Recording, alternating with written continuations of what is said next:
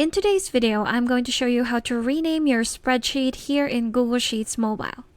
So once you're done with your dataset and you just want to rename your spreadsheet, all you have to do is to tap on these three dotted lines right here at the top right.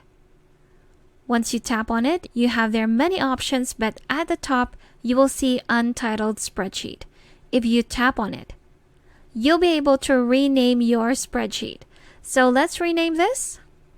Type in the new title of your spreadsheet.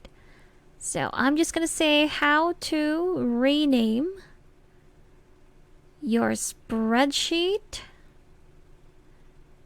in Google Sheets Mobile. Once you're done typing your new title, just tap on OK.